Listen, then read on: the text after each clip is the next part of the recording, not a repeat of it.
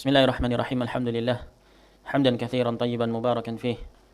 Wa asyhadu an la ilaha illallah wahdahu la syarika lah. Wa asyhadu anna Muhammadan abduhu wa rasuluh. Sallallahu alaihi wa ala alihi wa sahbihi wa sallama tasliman mazida amma ba'd. Kita masuk pada petang hari ini ke dalam pembahasan yang berkaitan dalam bagian yang pertama, yaitu muqaddimah, di mana dalam bagian pertama ini muqaddimah terdiri dari berapa pasal? 4 pasal. Di pasal yang pertama adalah adab al-muallif rahimahullahu ta'ala. Di pasal yang kedua adalah bayan penjelasan rahmatnya penulis dan kasih sayang serta kelembutan beliau. Yang ketiga, bayan terhadap makna tauhid. Dan yang terakhir, bayan terhadap khuturati syirk, bahayanya kesyirikan. Nah, di mana bahayanya kesyirikan di situ dijabarkan ke dalam 3 perkara. Yang pertama adalah ahbatal amal, afsadaha, merusak amalan yang ada padanya kesyirikan itu. Dan ahbatal al-amal, menghapuskan seluruh amalan. Wasara sahibuhu minal khalidina finnar, dan pelakunya itu menjadi kekal di neraka. Kemudian yang berkaitan dengan penjelasan terhadap kasih sayang dan kelemah lembutan mu'alif terangkum padanya dalam berapa doa? 4 doa. Yang pertama adalah doa bil walayah, an yatawallaka fid dunya wal akhirah. Kemudian doa dengan barakah, wa an yaj'alaka mubarakan. Kemudian doa bis sa'adah, dan itu terangkum dalam 3 hal, yaitu idza u'tiya syakar, kalau diberi dia bersyukur, wa idza ubtuliya sabar, kalau ditimpa dengan musibah dia bersabar, wa idza adnaba istaghfara. Nah, dan itu adalah tanda kebahagiaan. Berkata al-muallif rahimahullahu taala, bismillahirrahmanirrahim. Beliau awali pembukaan risalah beliau dengan mengucapkan basmalah. Dan ini adalah sesuatu yang sudah menjadi urf, adat, kebiasaan yang berlaku di kalangan para ulama dalam memulai penulisan karya-karya tulis mereka. Apa yang melatar belakangi, yang mendasari para ulama itu senantiasa memulai risalah karya tulis mereka dengan bismillahirrahmanirrahim? Ada beberapa perkara. Yang pertama adalah disebutkan oleh para ulama iqtidaan bi kitabillah, dalam rangka mencontoh, meniru kitabullah Al-Quran. Kenapa? Dari sisi bahwasanya di setiap surat di dalam Al-Quran, di dalam mushaf, itu senantiasa diawali dengan penulisan bismillahirrahmanirrahim, kecuali di satu surat, yaitu surat At-Taubah. Nah, yang kedua, sebab yang melatar belakangi dan melandasi kenapa para ulama itu mengawali penulisan karya tulis mereka itu dengan penulisan lafaz basmalah adalah iqtidaan bis sunnah, dalam rangka memanuti, mencontoh as-sunnah. Bagaimana bisa yang demikian itu? Karena Nabi Yunus sallallahu alaihi wasallam dahulu mengawali pembukaan surat-surat beliau yang ditujukan kepada raja-raja dan pimpinan-pimpinan para kabilah itu dengan permulaan bismillahirrahmanirrahim. Sebagaimana dijelaskan, sebagaimana datang dalam Al-Bukhari dan Muslim dari hadisnya Abi Sufyan radhiyallahu an, tentang kisah penulisan dakwah atau risalah surat Rasulullah Muhammad sallallahu alaihi wasallam kepada para raja-raja. Dan di antaranya adalah kepada raja atau kaisar Rum, Hirakal. Dituliskan dalam surat itu bismillahirrahmanirrahim min Muhammadin Rasulillahi ila Hirakal azimir Rum aslim taslam. Bismillahirrahmanirrahim, dari Muhammad Rasul Allah kepada Hirakal, pembesar bangsa Rum. Aslim, masuk Islamlah kamu, taslam, niscaya kamu akan selamat. Jadi penulisan basmalah ini tetap dilakukan oleh Rasul sallallahu alaihi wasallam, dan kaidah fikih itu af'alun Nabi sallallahu alaihi wasallam itu tufidu al-istihbab. Perbuatan-perbuatan Nabi sallallahu alaihi wasallam itu memberikan faedah, berkonsekuensi hukum mustahab, sunnah. Nah, diperintahkan. Nah, dan begitu pula bahwasanya pengawalan penulisan basmalah di awal setiap surat atau sebuah karya tulis atau sebuah pesan, ini adalah kebiasaan para nabi. Sebagaimana itu telah tetap juga di dalam Al-Quran tentang kisah penulisan surat Nabi Sulaiman alaihi salam kepada Ratu Bilqis di negeri Saba. Dikisahkan oleh Allah Subhanahu wa taala di situ, qalat ya ayyuhal mala'u inni ulqiya ilayya kitabun karim. Wahai kaumku, wahai bangsaku, wahai rakyatku, sesungguhnya telah dihadirkan kepadaku ini sebuah kitab yang mulia. Innahu min Sulaimana. Dalam pesan itu tertulis innahu min Sulaiman. Sesungguhnya ini dari Sulaiman. Wa innahu bismillahirrahmanirrahim. Dan padanya terdapat tulisan bismillahirrahmanirrahim. Ini menunjukkan bahwasanya penulisan risalah diawali dengan basmalah itu merupakan sunnah para nabi dan berlaku pada orang-orang terdahulu. Dan sebagian bangsa Arab dahulu di masa jahiliyah sebelum datangnya Islam, di sebagian mereka yang mengetahui ilmu menulis dan membaca yang bukan ummi, dalam penulisan rasail-rasail mereka mengawalinya dengan penulisan bismillah. Ini menunjukkan bahwasanya perkara penulisan ini adalah sesuatu yang telah menjadi sunnah yang teranggap sejak zaman lampau. Di sana ada sebuah hadis yang berkaitan dengan disyariatkannya memulai setiap perkara yang memiliki kebaikan padanya. Naam, disyariatkannya untuk memulai pengucapan bismillahirrahmanirrahim dalam mengawali setiap perkara yang padanya itu ada kebaikan dengan bismillahirrahmanirrahim. Sebagaimana dalam hadis, kullu amrin dzibal, setiap perkara, setiap urusan yang memiliki kepentingan, la yubda'u bi bismillahirrahmanirrahim fahuwa abtar, fahuwa aqta'. Disebutkan dalam hadis itu, setiap perkara yang memiliki kepentingan, yang memiliki nilai penting di situ, setiap perkara penting yang tidak dimulai dengan bismillahirrahmanirrahim, tidak diawali dengan bismillahirrahmanirrahim, akan terputus keberkahan pada perkara tersebut, tidak terberkahi. Kullu amrin dzibalin la yubda'u bi bismillahirrahmanirrahim fahuwa abtar. Maka dia abtar, terputus darinya barokah. Maka berpijak dari hadis ini, para ulama kemudian ditunjang juga dari alasan-alasan yang melandasi penulisan basmalah itu sendiri, yaitu mencontoh Al-Quran dan mencontoh sunnah. Di sana ada sebuah hadis yang menjelaskan bahwasanya setiap perkara penting yang tidak diawali dengan bismillah maka dia akan terputus barokahnya. Hadis ini diperselisihkan di kalangan para ulama. Di dalam sanadnya terdapat seorang perawi yang bernama Ahmad ibn Muhammad ibn Imran. Kamu harus mutqin dalam permasalahan ini. Kenapa? Karena masalah bismillahirrahmanirrahim ini senantiasa terulang dalam kitab-kitab. Setiap membaca, mensyarah sebuah kitab, ulama akan memulai dengan bismillahirrahmanirrahim. Kemudian akan mensyarah, menjelaskan bismillah ini begini. Hadisnya ini. Antum harus mungkin ini. Kenapa? Karena setiap kali dimulai pelajaran yang baru dalam kitab-kitab, itu sering didapati bismillahirrahmanirrahim, kemudian ulama menjelaskan, membahas tentang bismillah. Di sana ada hadis yang masyhur tentang disyariatkannya mengawali bismillahirrahmanirrahim pada setiap perkara yang penting. Nah, kalau tidak dilakukan maka akan terputus barokah. Hanya saja hadis ini diperselisihkan di kalangan para ulama. Dalam sanad hadis ini terdapat seorang perawi yang bernama Ahmad ibn Muhammad ibn Imran, yang masyhur dikenal dengan Ibnu Jundi, dan dia dhaif, lemah. Hadis ini didhaifkan oleh Asy-Syaikh Al-Albani rahimahullah dalam kitab beliau Al-Irwa jilid yang pertama halaman 29. Dan Asy-Syaikh bin Baz rahimahullah dan Syekh Al-Utsaimin berpendapat bahwasanya hadis ini hasan li ghairihi, sebagaimana dalam Majmu' Al-Fatawa jilid 25 halaman 135. Beliau berkata, jaa hadzal hadits min tariqain aw akthar 'inda Ibnu Hibban wa ghairihi. Hadis ini datang dari dua jalur atau lebih, diriwayatkan oleh Ibnu Hibban dan yang selainnya. Wa qad dha'afahu ba'du ahli ilm. Dan sebagian ahlul ilmi telah mendhaifkan hadis ini. Wal aqrabu, katanya Syekh bin Baz, dan yang lebih dekat, annahu min babil hasan li ghairihi.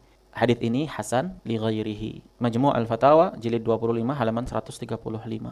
Syekh Utsaimin pun memberikan catatan kaki dalam syarah Thalathatul Usul beliau yang mengisyaratkan kalau beliau ini condong kepada hadis ini hasan. Tapi Syekh Al-Albani mendhaifkannya. Kenapa? Karena dalam sanadnya ada perawi yang bernama Ahmad bin Muhammad bin Imran yang dikenal dengan Ibnu Jundi. Dia dhaif. Baik. Selesai dari bismillahirrahmanirrahim. Kemudian al-muallif rahimahullah berkata, as'alullahal karim rabbal arsyil azim. Menunjukkan adab Syekh Muhammad bin Abdul Wahhab kepada Rabb-nya dari sisi beliau menggunakan meminta kepada Allah, berdoa dengan wasilah nama-nama Allah yang husna, yang sesuai dengan keadaan. Al-Karim, yaitu kathirul ata', banyak pemberian, maha dermawan. Dan Al-Karim termasuk dari nama-nama Allah Subhanahu wa ta'ala. Penyebutannya di dalam Al-Quran di 3 tempat. Nama Al-Karim di dalam Al-Quran itu disebutkan di 3 tempat. Yang pertama di surat An-Naml ayat yang ke-40. وَمَنْ شَكَرَ فَإِنَّمَا يَشْكُرُ لِنَفْسِهِ وَمَنْ كَفَرَ فَإِنَّ رَبِّي غَنِيٌّ كَرِيمٌ. di surat An-Naml di ayat yang ke-40. Kemudian di surat Al-Infitar ayat yang ke-6, ya ayyuhal insanu ma gharraka bi rabbikal karim. Kemudian di surat Al-Mu'minun, fata'ala Allahul malikul haq la ilaha illa huwa rabbul arsyil karimu. Di mushaf qiraahnya kita itu Al-Karim menjadi naat bagi Al-Arsh, Rabbul Arsyil Karimi. Tapi ada di sana qiraah dibaca Rabbul Arsyil Karimu. Al-Karimu naat bagi Rabb atau badal dari Rabbul Arsh. Rabbul Arsh Al-Karim. Berarti di atas qiraah rafa, Al-Karim tetap di dalam Al-Qur'an sebagai nama-nama Allah. Berarti nama Allah Al-Karim tetap dalam tiga tempat. Rabbal Arsyil Azim, as'alullaha Al-Karima. Rabbal Arsyil Azim, Rabb pemilik Al-Arsy yang azim, dan arsy itu adalah sebesar-besar makhluk. Makhluk yang terbesar dan yang tertinggi. Saqful makhluqat, atap segala makhluk itu adalah arsy. Nah, Rabbal Arsyil Azim an yatawallaka fid dunya wal akhirah. Doa yang pertama yaitu semoga Allah itu menjadikan atau semoga Allah itu menjadi wali bagimu. Al-walayah itu apa? Perwalian, loyalitas, kecintaan. Dan termasuk dari nama-nama Allah itu adalah Al-Wali. Naam. Allahu waliyul ladzina amanu yukhrijuhum minadh-dhulumati ilan nur. Allah itu wali bagi orang-orang yang beriman. Allah mengeluarkan orang-orang dari kegelapan kepada cahaya. Al-walayah, maknanya Allah wali bagi orang-orang yang beriman, yaitu Allah mencintai dan berloyalitas kepada orang-orang yang beriman. Dan al-walayah itu terbagi menjadi dua. Perwalian itu, perwalian Allah kepada makhluknya, itu terbagi menjadi dua. Yang pertama, walayatun ammah, perwalian yang sifatnya itu umum, berlaku kepada seluruh makhluk, kafirnya kah ataukah mukminnya kah.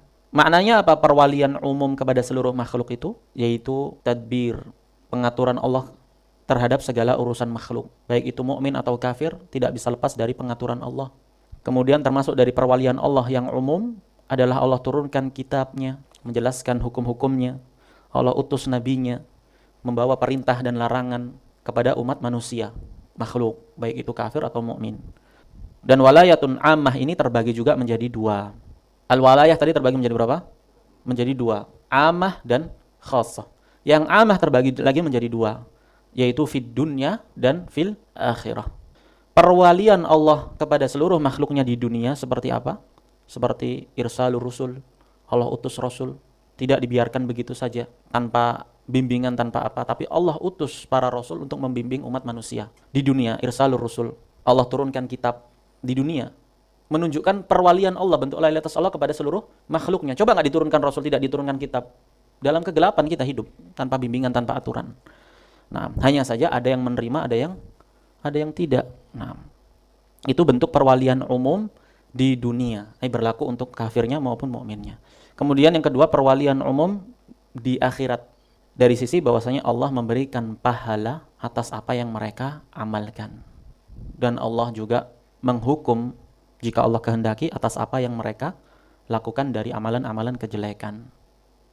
Di surat Al-An'am ayat yang ke-62 disebutkan di situ perwalian ammah, dalil tentang perwalian ammah di surat Al-An'am ayat yang ke-62. Wa huwal qahiru fawqa ibadihi wa yursilu 'alaikum hafadhah hatta idza jaa ahadakumul mautu tawaffathu rusuluna wa hum la yufarritun. Kemudian disebutkan tsumma ruddu ilallahi maulahumul haqq. Kemudian semua makhluk itu akan ruddu ilallah, akan dikembalikan kepada Allah. Siapa Allah? Maulahum, Allah wali bagi seluruh makhluk. Maulahum, Allah lah maulahum, wali seluruh makhluk yang sebenar-benarnya. Ala lahul hukmu wa huwa asra'u al-hasibin. Allah yang secepat-cepat yang melakukan perhitungan terhadap amalan. Ayat ini menunjukkan bahwasanya perwalian itu juga mencakup bagi orang-orang kafir, seluruh makhluknya. Karena Allah katakan maulahum. Nah, kemudian yang berikutnya walayatun khassah, perwalian yang sifatnya khusus, dan ini berlaku hanya untuk kaum mukminin. Dia juga terbagi menjadi dua, fid dunya dan fil akhirah. Makanya dikatakan oleh muallif rahimahullah, as'alullahal karim rabbal arsyil azim an yatawallaka fid dunya wal akhirah. Perwalian Allah secara khusus di dunia seperti apa? Yaitu dengan Allah beri kita taufik, kekuatan dan bimbingan untuk beramal amalan ketaatan. Taufik. Allah beri kita hidayah bentuk perwalian Allah, kecintaan Allah kepada kita, dan khusus orang mukmin di dunia, Allah mudahkan kita untuk menjadi orang yang bertakwa, orang yang melakukan ketaatan. Nah, wan nasr wal i'anah, juga pertolongan dan pertolongan Allah kepada orang-orang mukmin di dunia. Sebagaimana dalam hadis Abi Hurairah, hadis yang ke-38 dalam Arba'in An-Nawawiyah. Man adali waliyan faqad adantuhu bil harb. Siapa yang memusuhi, mengganggu waliku, sungguh aku telah mengizinkan peperangan terhadapnya. Sungguh aku telah mengumumkan peperangan terhadapnya. Ini menunjukkan perwalian Allah Subhanahu wa taala kepada makhluknya di dunia, yaitu dengan perwalian khusus yang artinya taufik, hidayah, dan pertolongan kepada kaum mukminin. Dan di akhirat, yang kedua, perwalian khusus di akhirat, yaitu Allah masukkan ke dalam surga. Bentuk loyalitas perwalian Allah kepada kaum mukminin dengan perwalian yang khusus di akhirat nanti, Allah masukkan ke dalam surga dan Allah selamatkan dari adab. Dzalika bi anna Allaha maulal ladzina amanu wa annal kafirina la maula lahum. Yang demikian itu karena Allah itu adalah wali bagi orang-orang yang beriman dan orang-orang kafir tidak ada wali bagi mereka. Maksudnya apa? Perwalian yang bermakna khusus. Adapun perwalian yang bermakna umum, Allah wali bagi mereka. Paham? Nah. Baik. Kemudian juga firman Allah Subhanahu wa taala di surat Fussilat yang menunjukkan perwalian khassah. Innal ladzina qalu rabbuna Allah tsumma istaqamu tatanazzalu alaihimul malaikah alla takhafu wa la tahzanu wa abshiru bil jannati allati kuntum tu'adun. Nahnu awliya'ukum, kami adalah wali-wali kalian. Nahnu awliya'ukum di sini datang dalam bentuk jamak lit ta'zim, pengagungan. Yaitu kamilah wali bagi kalian fil hayatid dunya wal akhirah. Berarti perwalian itu berlaku di dunia dan di akhirat. Walakum fiha ma tashtahi anfusukum walakum fiha ma tad'un. Dan bagi kalian apa-apa di surga itu, apa-apa yang kalian inginkan. Ini di surat Fussilat. Tapi perwalian khusus di dunia tadi apa saja? Taufik, berupa taufik, hidayah, dan pertolongan Allah Subhanahu wa taala. Taufik, hidayah, sebagaimana firman Allah di surat Al-Baqarah, Allahu waliyul ladzina amanu yukhrijuhum minadh-dhulumati ilan nur. Allah itu wali bagi orang-orang yang beriman, mengeluarkan mereka dari kegelapan menuju cahaya. Kemudian apa lagi? Pertolongan. Nah, pertolongan seperti dalam surat Al-Baqarah juga. Anta maulana fansurna 'alal qaumil kafirin, di akhir surat Al-Baqarah. Anta maulana, engkaulah Rabbana la tu'akhidna in nasina aw akhtana, itu ayat. Anta maulana fansurna 'ala qaumil kafirin. Engkau adalah wali bagi kami. Yaitu wali di situ maknanya apa? Yang memberikan kami pertolongan. Yang berikutnya, konsekuensi perwalian Allah di dunia kepada orang mukmin dengan perwalian khusus, Allah ampuni dosa mereka dan Allah rahmati. Sebagaimana dalam surat Al-A'raf, Anta waliyuna faghfir lana warhamna wa anta khairul ghafirin. Engkau adalah wali bagi kami, maka ampunilah kami dan rahmatilah kami. Engkaulah sebaik-baik yang maha memberikan ampun. Disebutkan di sini anta waliyuna. Jadi konsekuensi perwalian Allah di dunia terhadap orang-orang mukmin dengan perwalian yang khusus, ini Allah ampuni dosa-dosa mereka dan Allah rahmati. Dan rahmat itu artinya apa? Rahmat itu adalah pengampunan terhadap dosa-dosa yang telah berlalu, disertai dengan taufik dan penjagaan untuk tidak terjatuh pada dosa-dosa di masa yang akan datang. Nah, itu rahmat.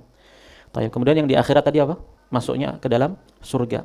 Sebagaimana firman Allah di surat Al-An'am, lahum darus salam inda rabbihim. Bagi mereka itu darus salam, yaitu jannah di sisi mereka. Wa huwa waliyuhum bima kanu ya'malun, dan Allah itu adalah wali mereka karena sebab apa yang mereka amalkan. Dan termasuk dari sebab terbesar untuk meraih walayahnya Allah secara khusus, biar kamu mendapat perwalian Allah secara khusus, di antaranya sebab yang terbesar adalah keimanan yang sejujurnya, keimanan yang jujur, keimanan yang murni, yang dibangun di atas keikhlasan yang murni, dan ketakwaan kepada Allah dalam kesendirian maupun terang-terangan, serta berijtihad, bersungguh-sungguh dalam amalan-amalan yang mendekatkan kepada Allah Subhanahu wa taala, baik itu amalan-amalan wajib maupun amalan-amalan sunnah. Ini kesimpulan dari perwalian Allah kepada hamba-hambanya. Baik, kita cukupkan sampai di sini. Subhanakallahumma wa bihamdika asyhadu an la ilaha illa anta astaghfiruka wa atubu ilaik.